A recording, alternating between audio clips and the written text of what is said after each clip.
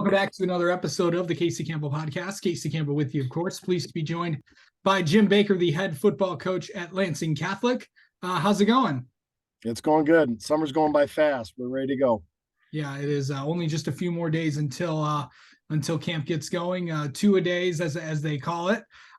So just talk about how the summer's been going and what has it been like to and just overall, what are things have been like? So we've had good summer so far right now. We actually don't do a lot in June. A lot of our kids are playing basketball and baseball, so we kind of let them do that. Then we get with them after the 4th. We get our 7-on-7s in. We had a tournament last Thursday at our place with 8 other teams, and we played against some bigger schools in the 7-on-7. I think it would really help us out. So we got a lot of holes to fill. We got a lot of questions still, but our kids are putting the effort in. So when we get them to camp next week, we'll kind of start dialing it in. So going into let's talk about camp and the kids that are going to be returning. Some of the names to look out for Lansing Catholic so far this coming up this year.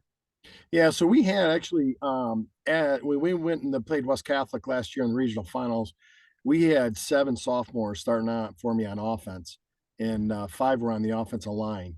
So we had a lot of injury bugs last year, and so what the good news for this year is we got a lot of experience on the offensive line, and I think that's going to be Josh Briskoff is going to be our probably leader there, with David Magaway and some other kids like that. So I'm pretty confident in our offensive line and our defensive side of the ball on the line. We look really good too. We're bringing guys back from there. Skill players, we're filling in some holes. We got Braden Rabideau, who's going to be probably our running backs, got to fill the shoes of Brandon Lewis, who ended up going to Michigan State. Quarterback wise, where Alex Fernandez is probably get the nod right off the bat, but Lucas Payne is kind of doing a nice job for us too. So Alex played a lot last year for us, but we had kind of 2 quarterbacks going last year. So we got a lot of skill players to fill. We have some experience in that, but our line is our most experience, I would say. Yeah. So really just coming off of that and, defensively, where are you guys at right now? So we're replacing all of our linebackers, so that's going to be a tough one. And we got half of our D-backs we're replacing too. So we did lose a lot there. The kids that have been playing all summer there are really coming along strong. Hopefully we can stop somebody at some point. Might be slow go at the beginning till we get some experience down our back, but I think we'll be okay on that once everything settles down. I know we talked about quarterback, but what are like, running back and wide receiver? What are those positions looking like? So, we have a running back that Rabideau started for us last year, did a nice job for us. He's kind of our wing. We throw the ball a lot to him, but we also do our jet sweep with him. So we have another kid that played tight end for us last year. Actually, is going to split in for us, Xavier Lua, and he had an unbelievable summer. He played wins against some big boys and kind of just did an amazing job. He's kind of a man amongst boys this summer. So we were really happy to see that. He's got some good speed with him too. So running back wise, we throw the ball 50% of the time for sure. So to us, a 5-yard pass is as good as a 5-yard run. So we're looking to spread it out and throw it, and I think we got some good weapons to do that with. Okay. So of course, let's talk about the schedule. And there are some changes with I know if you've been following in the Lansing area, the CAAC White has some new members to it. Of course. Yeah. Why don't you explain that? So, I kind of like it because we always had to go get 4 non-conferences a year. And that was tough for us because, we had success in the past, and a lot of the smaller schools don't want to play us. And the bigger schools, some of them might not want to play us either because they doesn't get many points by beating us. So we've always had it tough, but we're always going to, this will be our last year with Waverly. We've had them for some years. Starting next year, our first game of the year was going to be with Williamston every year. And right now we're still finishing up with Palma, Westphalia. We always like that rivalry. But Lakewood and Olivet joined the conference. So obviously Lakewood is it goes deep in the playoffs every year. They're very well coached, very well teamed. So they're going to be a great addition to our conference. Lakewood, I don't know as much about. Back in the day, they were real good, but they're always going to play physical against you. So I think they're two great additions to our league. Yeah, and of course, as you mentioned, some of the teams. Of course, you mentioned Lansing Waverly, who you'll open up with Yeah, on August 24th, and then I'll just run down the schedule really quick. August 31st, home against Lansing Sexton, and then you're at Charlotte on September 8th. September 15th, you're home against Eaton Rapids. September 22nd at Portland. September 29th, home against Lakewood. Of course, Lake Odessa Lakewood, one of the new teams to the CAAC White.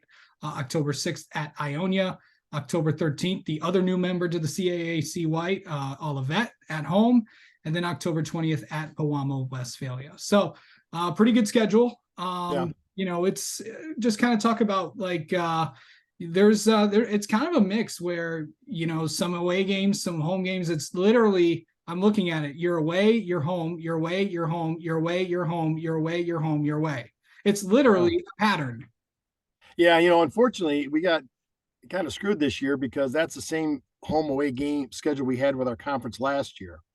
And so with the new members, they just kept it the same where, we would have typically played all those home games away and all those away games home. And we always want to play Portland home.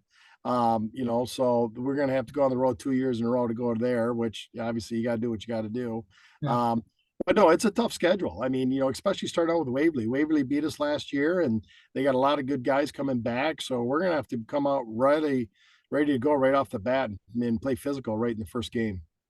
Yeah, so it's going to be a battle. But talk about just the Lansing area overall with the blue, with the red and the white. It's always just like every league's got their own like storylines or something, and it just seems like this year, what are we gonna looking to really expect going into the year? Because you guys, it's you guys in Portland, obviously the two new members coming into the league, and then Right. it's always interesting to see. Yeah, I think Sexton's loaded coming back too. They looked really good. 7-on-7, they looked great.